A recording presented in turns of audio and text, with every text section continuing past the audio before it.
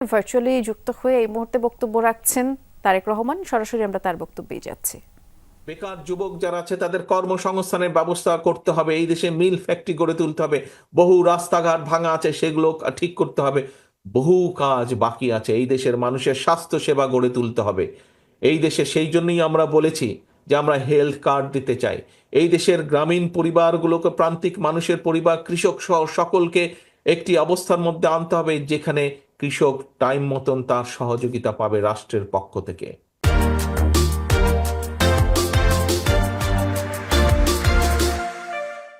আমরা এই পরিকল্পনাগুলো করেছি। সেই জন্যই এর আগে দেখেছেন এখানে বক্তারা বলেছেন যে আমরা দেশের মানুষের সামনে 31 দফা নামে 31টা দফা দিয়েছি।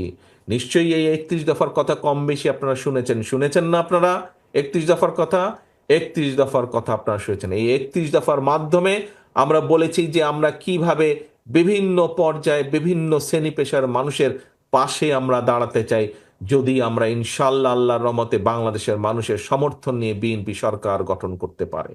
প্রিয় ভাই বোনেরা, একটি কথা আপনাদের সামনে আমি আবার বলে দিতে চাই, আগে যেভাবে বলেছি, বিএনপি সকল সময় দেশের মানুষের সাথে ছিল। বিএনপির সবচেয়ে বড় শক্তি জনগণ।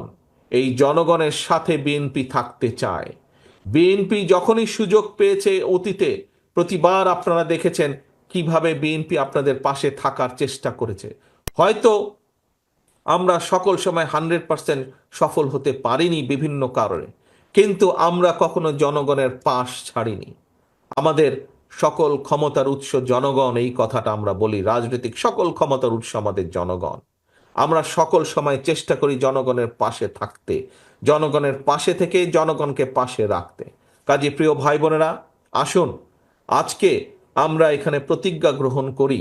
আজকে এই যে আমরা গোলাম রাব্বানীর পরিবারের কে একটি ঘর তুলে দিলাম, আমরা প্রতিজ্ঞা করি যে বাংলাদেশে আমরা আর গোলাম রাব্বানীর যা হয়েছে, তার সাথে যা করা হয়েছে, তাকে যেভাবে হত্যা করা হয়েছে, এইরকম হত্যাকাণ্ড আমরা বাংলাদেশে ইনশাল্লাহ আর ভবিষ্যতে দেখতে চাই না।